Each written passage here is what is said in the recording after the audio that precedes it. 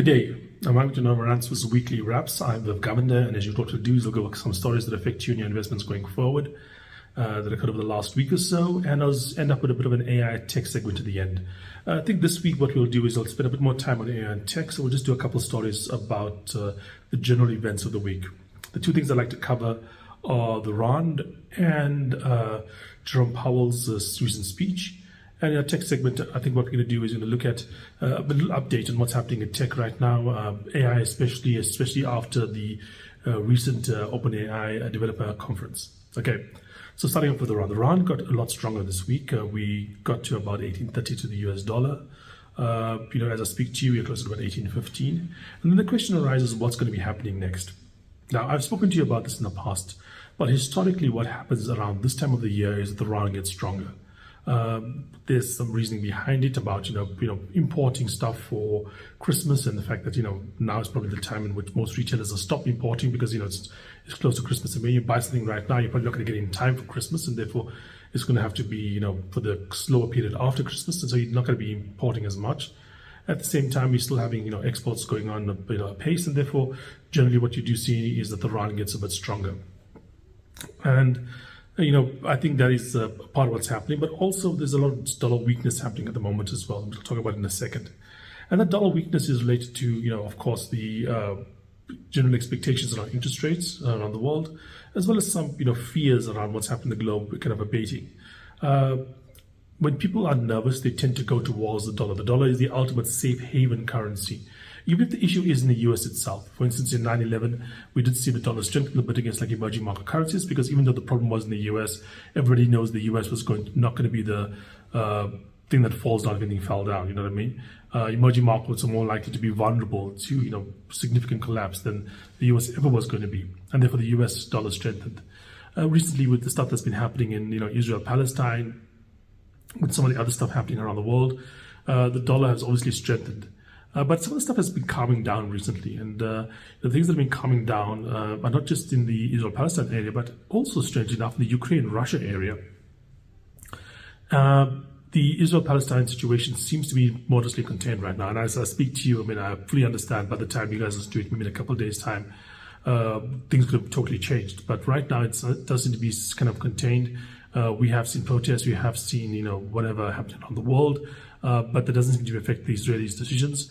At the same time, we haven't seen a massive uptick in terms of violence from from Iran or Hezbollah coming in. There's been some kind of skirmishes, etc., but there haven't been the wider, possibility of war in the region that some had feared could be occurring.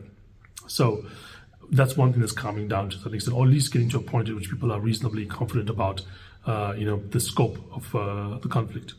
The other thing that's interesting is that the Ukraine-Russia situation seems to also be heading towards maybe some kind of resolution, maybe a bit stronger word, but something that's like a stalemate, some kind of stability, And the reason for that is that firstly, the current offensive by the Ukrainians against the Russians kind of stalled out. I've mentioned this in the past. In this particular war, it seems that the defender has an advantage. Either the Russians, when they attack, lose, or the Ukrainians, when they attack, lose. Attacking in this kind of environment, because of the geography and a number of other reasons, maybe technological changes as well, has been more difficult than defending. When the Ukrainians were defending against the Russians at Kiev, it was they did it spectacularly well. When the Russians were defending against the Ukrainians, they did much better than they were doing when they were attacking. So first of all, we have had this kind of stalemate situation occurring.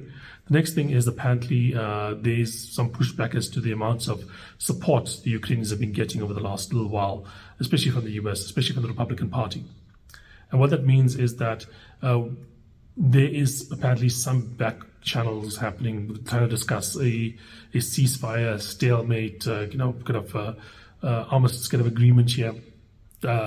Maybe it goes to something like, for instance, what happens in between the Koreas, North and South Korea. There's like a line of control, and this is on this side, the war never quite ends, but both sides kind of cease hostilities. I think that's quite possible to be occurring. And if that is also happening, that is another huge chunk of uncertainty in the world being removed, and that could also be positive for, global stability, and which tends to be positive for like things like emerging market currencies, and negative for the dollar. So that's a possibility as well. We've definitely seen, for instance, oil prices come back quite strongly. Brent crude reaching $80 a barrel on the other side. Remember when we first saw the news about Ukraine, towards Russia, at one point in time we went above $120 a barrel. So it's quite a big pullback from those really recent highs, and even around the more recent Israel-Palestine situation. Initially prices went up significantly, but we've come down, just to like at the levels we were before the start of the conflict, but even lower levels like we are right now.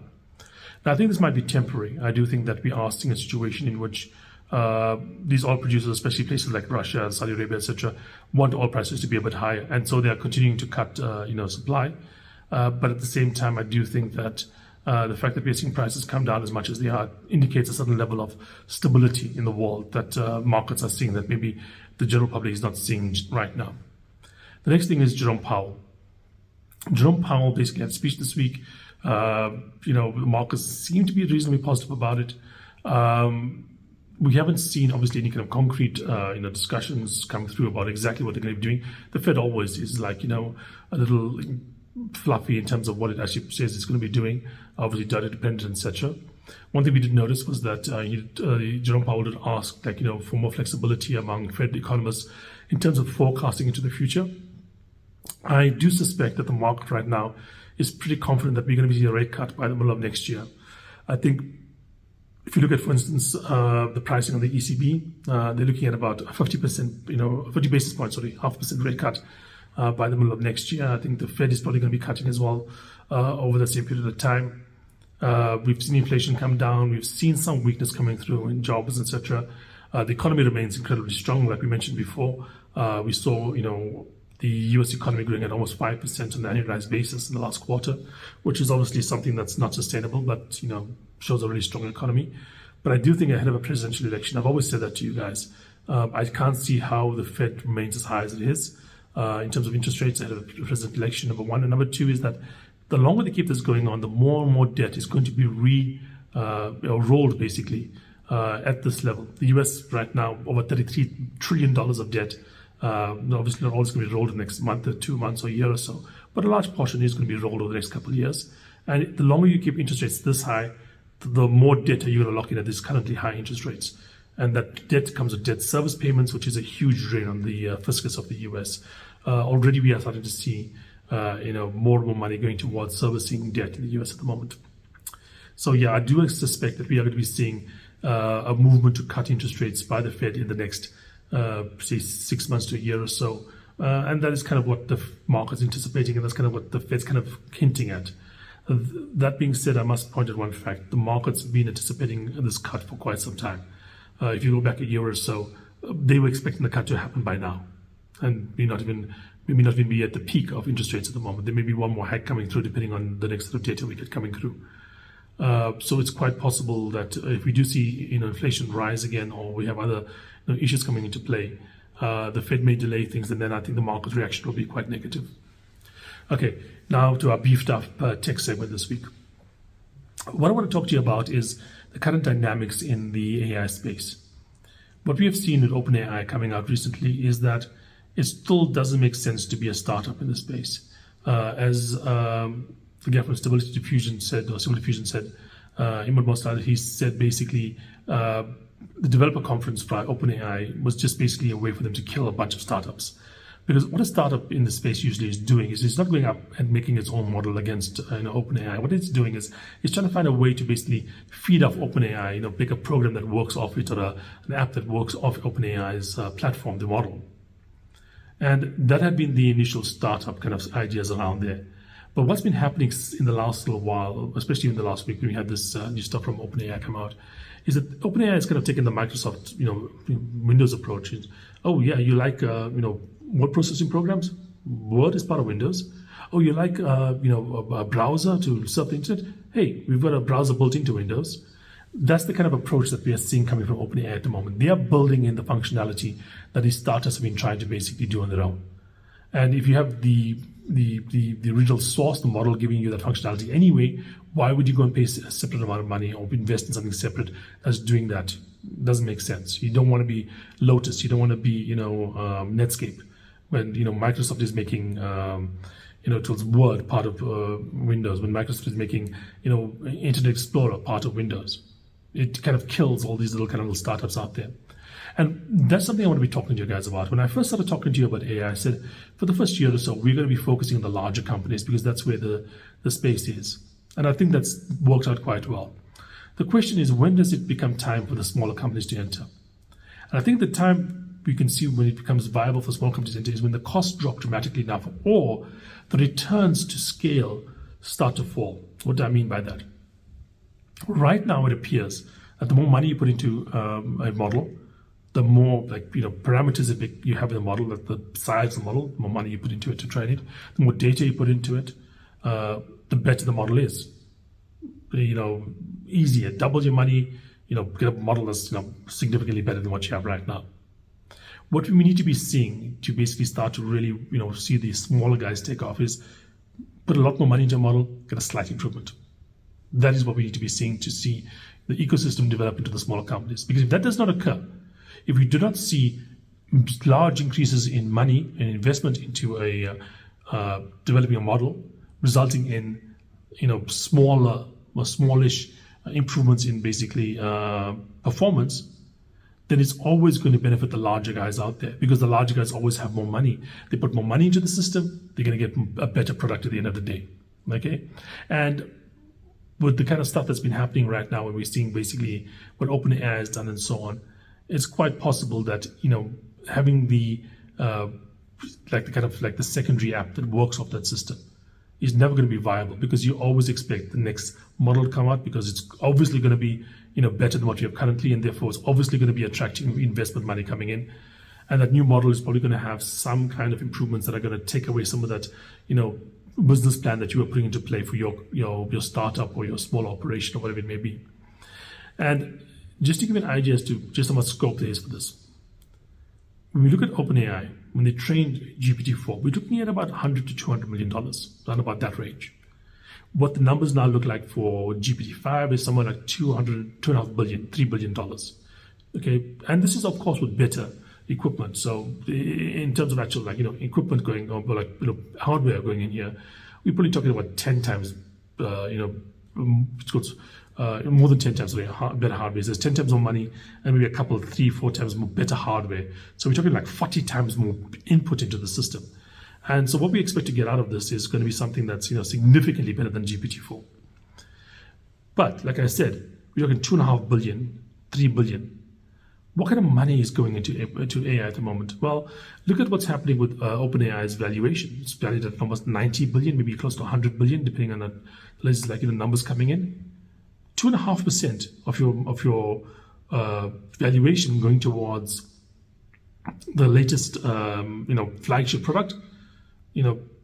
Remember, this is not hardware. This is not a case where you have to go and once you get the design there, you basically go off and you have to go and build the whole thing. No, it's software. You do it, and actually distribution becomes trivial because it's software. You can email stuff if you have to, but it's the training, it's the building, the designing that's the difficult part.